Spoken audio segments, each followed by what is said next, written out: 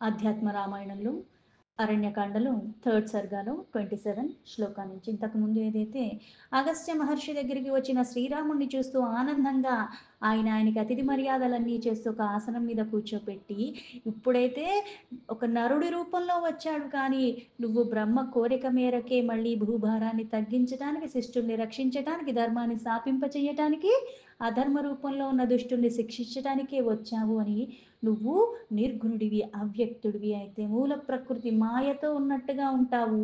మళ్ళీ మహత్తత్వం నుంచి అహంకార రూపంలో సాత్విక రాజస తామస ఎలా అయితే సూక్ష్మభూతములు, అలాగే పంచభూతములు, మళ్ళీ దశేంద్రియములు, జ్ఞానేంద్రియాలు, కర్మేంద్రియాలు, జ్ఞానేంద్రియాలు ఇవన్నీ కలుపుకుని మళ్ళీ సూక్ష్మ అహంకారంలో ఇంద్రియానికి ఒక్కొక్క దానికి మళ్ళీ అధిష్టాన దేవత రూపంలో మళ్ళీ మనస్సు, ఇవన్నీ కలుపుకుని ఉన్నది నువ్వే. తతో విరాట సముత్పన్నః స్థూలభూతాకార్ దంబకార్ విరాజః పురుషత్ సర్వం జగత్ స్థావర జంగమం. ఈ మొత్తం తత్వాలన్నీ కలుసుకుని ఒక సమిష్టిగా ఏదైతే సూక్ష్మ శరీర రూపంగా సూత్ర ఆత్మమైనట్టుగా ఆ హిరణ్య గర్భుడు ఏర్పడుతున్నాడు. అంటే ఈ నాలుగు కలిపి ఉన్నాయి. అందుకే తర్వాత స్థూలమైన భూత సముదాయం ఏదైతే వస్తుందో విరాట పురుషుడు జన్మించాడు. ఆ విరాట పురుషుడి నుంచి సంపూర్ణమైన స్థావర జంగమం, కదిలేవి కదలేని సృష్టి అంతా ఆ విరాట పురుషుడి నుంచి వస్తున్నాయి. ఈ జగత్తు ఆ విరాట పురుషుడి నుంచి జన్మ తీసుకుంది. దేవతిర్యగ్ను మానుష్యాశ్చ కాలకర్మ క్రమేణ తు త్వం రజోగుణతో బ్రహ్మ జగత సర్వకారణం. ఓ జగత్తుకే ఈశ్వర, కాలక్రమంగా కర్మక్రమంగా నీవే మళ్ళీ జీవులు ఏవైతే ఉన్నాయో స్థావర జంగమాలు, అందులో కూడా మళ్ళీ దేవత, తిర్యగ్యోనులు అంటే పశు పక్షాదులు, అలాగే మనుష్యాది యోనుల్లో ప్రకటితమవుతున్నావు. అంటే సర్వము వచ్చేది పరమాత్మ నుంచే, నువ్వు ఎక్కువ కాదు, ఇంకో జీవి తక్కువ కాదు. మళ్ళీ నీకు జ్ఞానం ఉన్నంత మాత్రాన వేరేవాళ్ళకి కాస్త మందబుద్ధిగా ఉన్నంత మాత్రాన నువ్వేదో ఇంకా గొప్ప అన్న భ్రమలోకి నువ్వు వెళ్ళకూడదు. అన్నీ వచ్చింది అక్కడి నుంచి, అన్నిటికీ ఆధారమైన వాడు పరమాత్మ ఒక్కడే అన్న పరమ సత్యాన్ని ఎప్పుడూ మర్చిపోకూడదు. అందుకే ఇలా అన్ని యోనుల్లోనూ కూడా ప్రకటించబడుతున్నది నీ నుంచే, అందులో ఉన్నది నువ్వు. నీ మాయాగుణ భేదవల్ని అనుసరించి నీవే ఎలా అయితే రజోగుణం ద్వారా జగత్తును సృష్టికర్త అయిన బ్రహ్మ రూపంలో ఉన్నది నువ్వే, అలాగే సాత్విక గుణం ద్వారా ఈ జగత్తుకి రక్షిస్తున్న వాడి రూపంలో ఉన్నది కూడా నువ్వే, ఆ విష్ణు రూపంలో. జగత్ స్వప్న సుషుప్తాఖ్య వృత్తయో బుద్ధి జేర్గుణేహ తాసాం విలక్షణో రామత్వం సాక్షి చిన్మయయో అవ్యయ. అలాగే తమో గుణం చేత ప్రళయంలో మళ్ళీ అన్నిటినీ అంటే ఇక్కడ సృష్టించేవాడివి నువ్వు, రక్షించేవాడివి నువ్వు, మళ్ళీ సంహరించేవాడివి కూడా నువ్వే. కాకపోతే మళ్ళీ రూపాలు వేరువేరుగా ఈ గుణానికి లోబడినట్టుగా ఎందుకు మాయ ఆవరించేలాగా చేస్తున్నావు జగత్తంతా కూడా. కానీ నువ్వు మాయనే ఆధీనంలో పెట్టుకున్నావు, మాయ నిన్ను ఆశ్రయించి ఉన్నది. అందుకే ఇలా ఇన్ని రూపాలు దాల్చి సృష్టిస్తున్నావు, పోషిస్తున్నావు, లయం చేస్తున్నావు. ఇలా నీ మాయ యొక్క గుణముల భేదం వల్ల నీవే బ్రహ్మ, నీవే విష్ణు, నువ్వే రుద్రుడైనప్పటికీ కూడా మళ్ళీ భేదాల్లాగా అందరికీ మాయామోహానికి లోబడిపోయి ఇది వేరు అది వేరు అన్నట్టుగా వాళ్ళు ఎరుకలో ఉన్నావు. అందుకే విద్వాంసులైన వారు మూడు నువ్వే, త్రిమూర్తిగా ఉన్నది నువ్వే, త్రిశక్తులుగా ఉన్నది మళ్ళీ శివశక్తియుక్తంగానే అన్నీ జరుగుతూ ఉన్నాయి. ఒకటి లేకుండా ఇంకోటి జరగటానికి ఆస్కారం లేదు. సృష్టి లీలాం యథా కర్తుమిహసే రఘునందన అంగీకరోసి మయాంతం తదా వై గుణమానిన. ఓ రామ, బుద్ధి జన్ములైన సత్వము, రాజస, తామస ఈ మూడు గుణముల చేతనే జీవులకి, అంటే మళ్ళీ ఒక్కొక్క గుణం ఒక్కొక్కటి. ఎలా అంటే నువ్వు మెలుకుని ఉన్నావు, అందుకే సాత్విక. మళ్ళీ అక్కడ ఏమవుతుంది జాగృత్, అలాగే స్వప్నవస్థ, ఆ స్వప్నవస్థ మళ్ళీ రజోగుణము, మళ్ళీ సుషుప్తి అవస్థ, ఇలా మూడు దశలు తమో గుణము. కానీ నువ్వు ఈ మూడింటికన్నా విలక్షణంగా అన్నిటికీ సాక్షిభూతుడిగా, పైగా ఎలా ఉన్నాడు చిత్ స్వరూపుడై అవ్యవుడు అంటే విభజించటానికి వీల్లేనటువంటి వాడు ఎప్పుడూ పూర్ణంగానే ఉన్నాడు. ఒకటి తీయటానికి లేదు, ఒకటి పెడతానికి లేదు. ఎప్పుడూ సంపూర్ణంగా ఉన్నవాడే, సర్వవ్యాపిగా ఉన్నవాడే ఆ పరమాత్మ. రామమయా ద్విधा భాతి విద్యా విద్యేతి తే సదా ప్రవృత్తి మార్గ నిరత అవిద్యా వశవర్తినః నివృత్తి మార్గ నిరత వేదాంతార్థ విచారకాః. అందుకే రామ, నీ మాయ ఈ విద్య అవిద్య, అందుకే ఇది మనకి లలితా సహస్రనామంలో కూడా మూల ప్రకృతిరవ్యక్త వ్యక్త వ్యక్త స్వరూపిణి వ్యాపిని వివిధాకార విద్యా విద్యా స్వరూపిణి. అక్కడ కూడా ఎక్కడ చెప్పినా సరే ఆ పరమాత్మ తత్వం గురించే చెప్పేది. అందుకే మూల ప్రకృతి నుంచే సర్వము వ్యక్తం అవుతున్నాయి. అవ్యక్తంగా ఉన్న పరమాత్మ నుంచే అవ్యక్తం నుంచి వ్యక్తం అవుతున్నాయి. అయితే ఈ వ్యక్తమైనవన్నీ కూడా పరమాత్మ యొక్క స్వరూపాలే. పైగా ఇక్కడ విద్య అవిద్యా స్వరూపిగా ఉన్నది కూడా పరమాత్మ అని చెప్పటం ఏంటి అంటే, విద్య అన్నది ఏంటి అంటే జ్ఞానం. ఏంటి అది చెప్పేది నీకు అంటే ఏకత్వము ఉన్నది ఒక్కటే. లేకపోతే అవిద్య కారణంగా ఏమవుతుంది, భేదాలు చూస్తూ ఉంటాం. అజ్ఞానం, ఇది వేరు అది వేరు అన్న భావన కలుగుతూ ఉంటుంది. అవి తొలగించుకోవాలి. అది అసలైన పరమాత్మ తత్వాన్ని మనము తెలుసుకోవటము. అందుకే ఇక్కడ విద్య అవిద్య. మాయకి లోబడిపోయినంత కారణం ఏమవుతుంది అంటే అవిద్య విద్యగా అనిపిస్తుంది. అందుకే రెండిట్లో ఉన్నది పరమాత్మ. ఎందుకంటే అక్షరమే పరబ్రహ్మ స్వరూపం అంటాము. ఈ ప్రవృత్తి మార్గంలో ఉన్నంత వరకు కూడా ఏంటి అంటే కోరికలతో చేస్తాం. అంటే కామ్య కర్మలు అంటారు. ఇది చేస్తే అది వస్తుంది, అది కావాలంటే ఇది చెయ్యాలి అన్నట్టుగా చేస్తూ ఉంటాం. అది ఆచరిస్తూనే ఉంటాం. అందుకే అవిద్యకి వశీ అయిపోతున్నాము, అంధకారంలోనే ఉంటున్నాము. ఎప్పుడైతే నివృత్తి వైపుగా నీ మార్గం అన్నది పయనం అన్నది మొదలు పెడతావో, నిత్యము ఆ పరమాత్మ యందే చింతన ఉన్న కారణంగా వేదాల్ని అధ్యయన చెయ్యటము, మళ్ళీ అర్థాల సహితంగా తెలుసుకునే ప్రయత్నం చేస్తాం. నేను పుస్తకం పట్టుకున్నంత మాత్రం నాకు అవన్నీ తెలిసిపోయినాయి అనుకోవటం మళ్ళీ అవివేకం. అవకాశాన్ని సందర్భాన్ని ఇస్తున్నాడు పరమాత్మ. మళ్ళీ ఆ సమయానుకూలంగా దాన్ని మళ్ళీ చక్కగా విశీదీకరణ అన్నది నాకు అంటే స్పష్టత వస్తూ ఉంటుంది, అవగాహన వస్తుంది. అందుకే వేదాంత అర్థ విచారణ చెయ్యాలన్న తలంపు రావటము, ఆ విచారణలో నాకు క్రమేణా స్పష్టత వస్తుంది. తద్భక్తి నిరతాయే చ తే వై విద్యా మయా స్మృతాః అవిద్యా వసగాయేతు నిత్యం సంసారినశ్చతే. అయితే భగవద్భక్తిలో నిరతులైన వారికే ఈ విద్య అన్నది మళ్ళీ విచారణ కారణంగా దాన్ని పరిగణింపబడతారు. అవిద్యకి లోబడరు.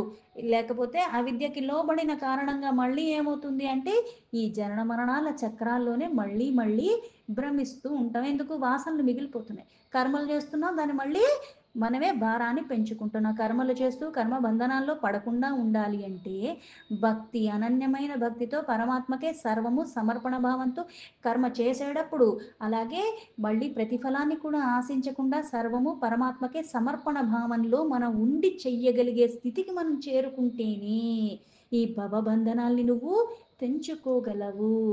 విద్యాభ్యాసరతాయేతు నిత్యాముక్తాస్త ఏవ హి లోకే త్వద్భక్తి నిరతాస్త్వన్మంత్రోపాసకాశ్చ ఏ విద్యా ప్రాదుర్భవేత్తేషాం నేతరేషాం కదాచన.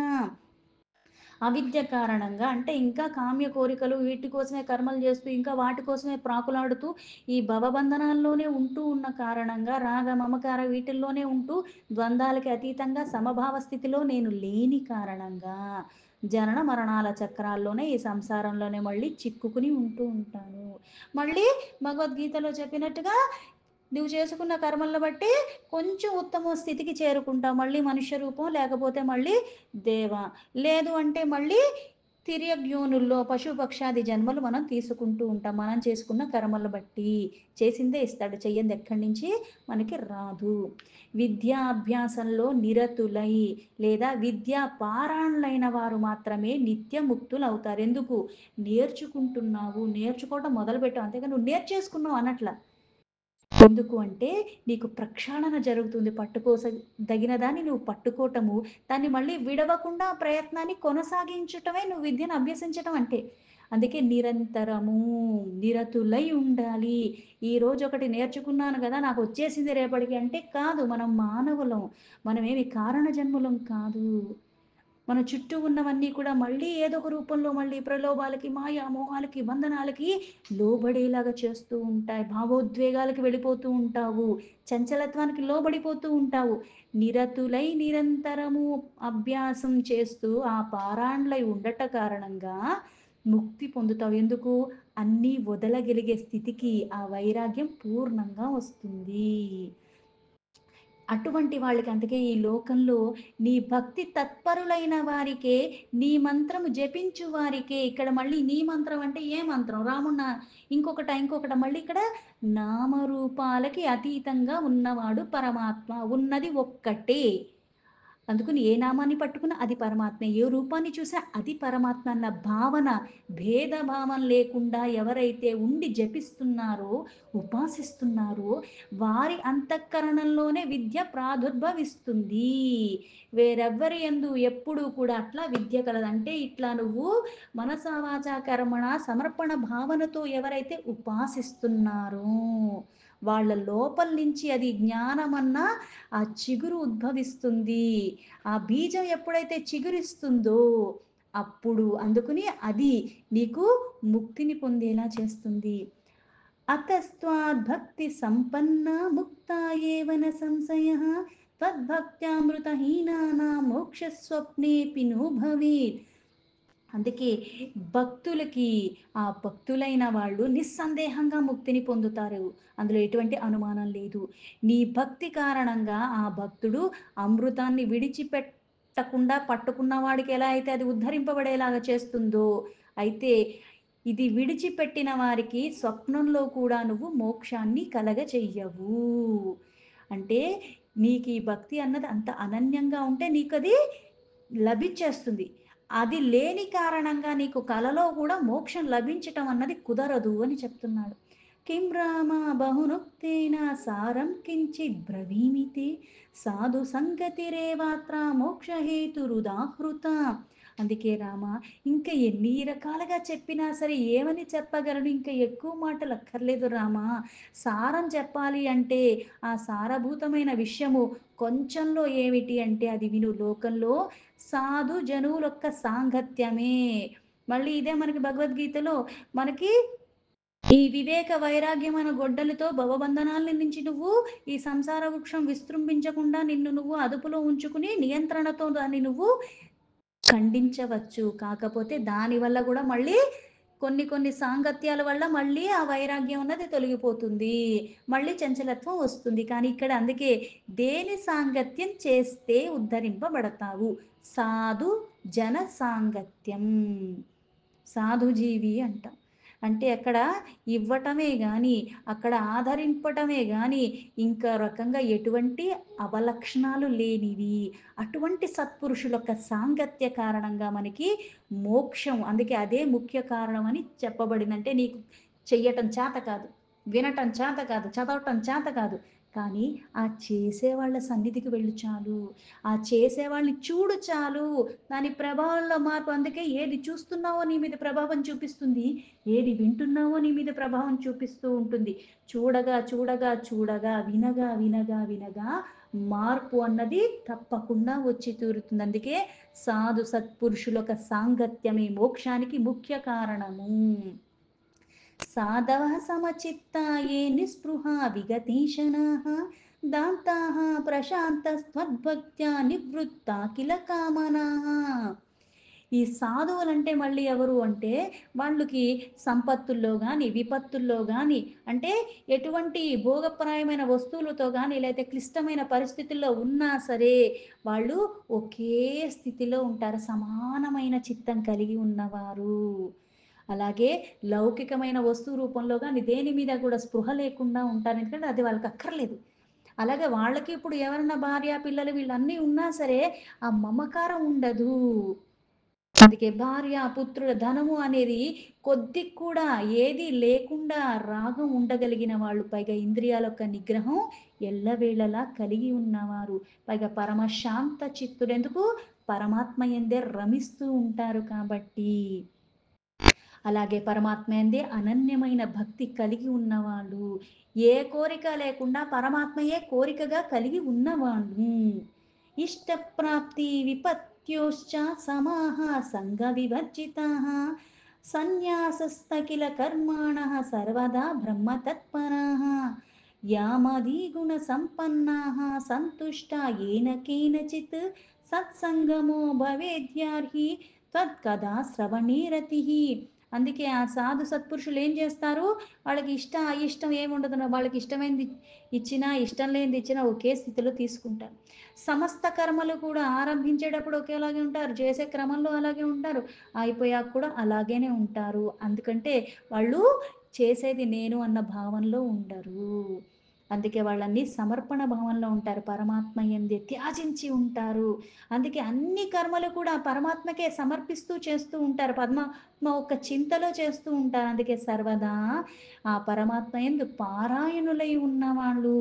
అందుకే యమ, నియమాది ఇటువంటి గుణ సంపదంతా కూడా కలిగి ఉన్నవాళ్ళు. కొన్ని కొన్ని అంటే ఏది చేస్తున్నావు? ఒక యోగానికి చేరుకోవాలంటే కొన్ని నియమాల్ని నువ్వు చాలా చక్కగా పాటిస్తేనే అది కుదురుతుంది. అందుకే ఇక్కడ సత్పురుషులు అని చెప్పి వాళ్ళు ఎలా ఉంటారంటే యమ, నియమ అంటే అన్నది కొన్ని విధులు. ఎలా అంటే యమ అంటే అందులో మళ్ళీ 5 వస్తాయి. అహింస, సత్య, అస్తేయ, బ్రహ్మచర్య, అపరిగ్రహ. అంటే వీళ్ళు హింసకి పాల్పడరు. అలాగే సత్యానికి కట్టుబడి ఉంటారు. అలాగే దొంగతనం అంటే నీది కాని దాన్ని ఆశించను కూడా ఆశించరు. దాన్ని మళ్ళీ తీసుకొని కూడా తీసుకోరు. అలాగే బ్రహ్మచర్య. మళ్ళీ లోభత్వం కూడా ఎక్కడా చూపించరు. అలాగే నియమ అంటే ఏంటి? శౌచము. శౌచం అంటే ఏంటంటే మనం చక్కగా స్నానం చేసేసాం, మంచి బట్టలు వేసేసుకున్నాం, నేను శుచిగా ఉన్నాను. అది కాదు. శుచి అన్నది ఏంటంటే బాహ్యానికి కాదు. ఎలా అయితే మనం ఏ కర్మ చేసినా మనసా వాచా కర్మణ అంటాం.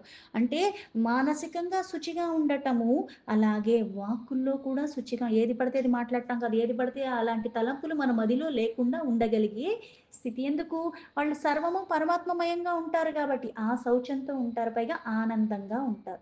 ఈ సంతోషం అన్నది ఒక వస్తువు ప్రాప్తితోనో, అందుకే వీళ్ళకి సమభావ స్థితి అని చెప్పి యమ, నియమ అని చెప్పింది. వాళ్ళకి ఉన్న దాంట్లో వాళ్ళు చాలా తృప్తిగా ఉంటారు. అలాగే తపస్సు చేసుకుంటూ ఉంటారు. తపించిపోతూ ఉంటారు పరమాత్మ యొక్క సాన్నిధ్యం కోసము. అలాగే స్వాధ్యాయ ఎప్పుడు అధ్యాయం చేస్తూనే ఉంటారు. ఈశ్వర పరాధీన స్థితిలో ఉంటారు. ఇట్లాంటి గుణ సంపదలు కలిగి ఉన్నవాళ్ళు ఆ లభించిన దానితోనే చాలా ఆనందంగా ఉంటారు. ఎందుకంటే ఏది అర్హత ఉందో, ఏది పాత్రత ఉందో, పైగా ఇచ్చింది ఎవరు? పరమాత్మ అన్న ఎరుకలో ఉంటారు కాబట్టి ఇలాంటి వాళ్ళే సాధు జనులు అనబడతారు. సాధు వస్త్రాలు ధరించిన మాత్రాన, గృహం నుంచి ఎక్కడో ఉన్నంత మాత్రాన వాళ్ళు సాధు జనులుగా ఈ లక్షణాలు ఉన్నవాళ్ళు అవుతారు సాధు జనులు. ఇలాంటి సాధు సత్పురుషుల యొక్క సాంగత్యం కలిగినంత మాత్రాన మనుష్యులకి మళ్ళీ నీ యొక్క పరమాత్మ యొక్క కథ శ్రవణాల మీద ప్రీతి కలుగుతుంది. అట్లా ఆచరించే వాడిని చూడగా చూడగా చూడగా మన మనస్సు కూడా అటువైపుగా వెళుతుంది. అందుకని వాళ్ళ సాంగత్యం చెయ్యమని చెప్తారు. సముదేతి తతో భక్తిస్త్వయి రామ సనాతనే త్వద్భక్తా ఉపపన్నాయ విజ్ఞానం విపులం స్ఫుటం ముదేతి ముక్తి మార్గోయమాద్యాశ్చతురసేవితః తస్మాత్ రాఘవ సద్భక్తి స్వయి మే ప్రేమ లక్షణ. రామ, దాని వలనే వారికి కూడా సనాతనుడు అయిన సర్వేశ్వరుడు అయిన నీ పట్ల నీ యందు భక్తి ఇంకా స్థిరపడుతూ ఉంటుంది. అలా మీ యందు భక్తి కలిగిన దాని తర్వాత అప్పుడు విస్తారంగా అంటే జ్ఞాన బీజం ఎప్పుడైతే చిగురిస్తుందో అది విస్తారంగా విమలమైన నీ విషయాల యొక్క జ్ఞానం పూర్ణంగా కలుగుతుంది. ఇదే ముక్తి కొరకు నేర్పరులు గల వారి చేత సేవించబడే మొదటి మార్గము. లక్షణాలు అలా పూర్ణంగా ఉంటేనే అటువైపుగా అడుగులు వేయటం, అటువైపుగా మనస్సు మరలటం, అటువైపుగానే స్థిరంగా ఉండగలగటము. సదా బాయాద్గరే సంగస్త్వాద్ భక్తేషు విశేషతః అద్య మే సఫలం జన్మ భవత్ సందర్శనాదభూత్. అందుకే ఓ రాఘవ, నాకు నీ యందు ప్రేమ లక్షితమైన ఉత్తమ భక్తి సర్వదా నిలిచి ఉండుగాక. రామ, నాకు అత్యధికంగా మీ భక్తుల సాంగత్యం కలుగుతూ ఉండేలాగా ఓ నాథ, నేడు మీ దర్శనంతో నా జన్మ నిజంగా సఫలమైపోయింది. అద్య మే క్రతవః సర్వే బభూవుః సఫలాః ప్రభో దీర్ఘకాలం మయా తప్తామనన్యా మతినా తపః. ఓ ప్రభు, నా యజ్ఞములన్నీ కూడా ఈ రోజుతో సఫలమైపోయాయి. నేను చాలా కాలంగా ఎంతో అనన్యమైన భావంతో తపాలు ఆచరిస్తూ ఉన్నాను. అయితే దాని ఫలితంగా రామ, ఇప్పుడు ప్రత్యక్షంగానే నేను నిన్ను చూడగలిగాను. తస్యేహ తపసో రామ ఫలం తవ యదర్చనం సదా మే సీతయా సార్ధం హృదయే వస రాఘవ. అయితే ఇప్పుడు నిన్నే కాదు, సపరివారంగా అంటే ఆ మాయామూర్తి అయిన సీతాదేవితో కలిసి నిన్ను పూజించుకునే భాగ్యం నాకు లభించింది, అది కూడా ప్రత్యక్షంగా. ఇది నా అదృష్టం రామా. గచ్చంత తిష్టతో వాపి స్మృతి స్యాన్మే సదా మయి త్వయి ఇతి స్తుత్వా రామనాదామగస్త్యో మునిసత్తమః దదౌ చాపం మహేంద్రేణ రామార్తే స్థాపితం పురా. ఓ రామ, సీతా సమేతుడివై నువ్వు ఎల్లప్పుడూ కూడా నా హృదయంలోనే నివసింతువు. ఓ రామ, నేను అంటే ఇక్కడ నేను నడుస్తున్నా కూర్చున్నా ఏ కాలంలో ఏ అవస్థలో ఎలా ఉన్నప్పటికీ కూడా నీ స్మరణే నా మదిలో కొనసాగుతూ ఉండాలి. ఓ లక్ష్మీపతి అయిన రామచంద్ర, ఈ విధంగా ఆయని అగస్త్యుడు ఆయన్ని స్తుతించి, అగస్త్యుడు కూడా తనకి ఇంతకు ముందే ఇంద్రుడు శ్రీరాముడి కొరకే ఇక్కడ ధనస్సు రెండు అక్షయ తురీనములు కూడా అవన్నీ విడిచిపెట్టాడు, అంటే ముందుగా సిద్ధపరచబడ్డాయి. అక్షవ్యో బాణతునీరో ఖడ్గో రత్న విభూషిత జహి రాఘవ భూభారభూతం రాక్షసమండలం. ఏ భూభారాన్ని తగ్గించడానికి మానవ రూపంలో ఉద్భవించాడో ఆ రాముడి కోసం, అందుకే ఇంతకు ముందే ఇంద్రుడు కూడా వచ్చి ఏం చేశాడు, అక్కడ అక్షయ తురీనములైన ఆ బాణములు, అవి కూడా రత్న ఖచితమైన ఖడ్గాలతో పాటుగా అక్కడ పెట్టాడు. అందుకే రామ, భూమికి భారంతో ఉన్న వాళ్ళని, ఆ భారీ భృతులైన రాక్షసుని వీటిని తీసుకుని నువ్వు తొలగించు. మదర్థమవతీర్ణోసి మాయయా మనుజాకృతి ఇతో యోజనయుగ్మే తు పుణ్యకాననమండితః అస్తి పంచవటీ నామ్నా ఆశ్రమో గౌతమీ తటే నేతవ్యస్తత్ర తే కాలః శేషో రఘుకులోద్వహ. ఓ రామ, ఈ కార్యాన్ని నిర్వర్తించటానికే నువ్వు ఇలా మాయామానవ రూపంలో వేషధారిగా ఉద్భవించావు. అందుకే ఇక్కడి నుంచి 2 యోజనాల దూరంలో, అంటే ఒక 26 కిలోమీటర్ల దూరంలో గౌతమ ముని ఒక నదీ తటమున పవిత్రమైన వనం ఉంది. అది కూడా చాలా శోభాయమానంగా ఉంటుంది. దాన్ని పంచవటి అన్న నామంతో కూడా పిలుస్తారు. అక్కడ ఆశ్రమం ఉన్నది. రామ, మీరు మీ వనవాస శేషకాలం అక్కడ గడపండి. తత్రేవ బహుకార్యాణి దేవానాం కురు సత్పతే శ్రుత్వా తదాగస్య సుభాషితం వచః స్తోత్రం చాత్యత్వార్థ సమన్వితం విభుః మునిం సమాభాష్య ముదాన్వితో యయో ప్రదర్శితం మార్గమశేష విద్ధరి.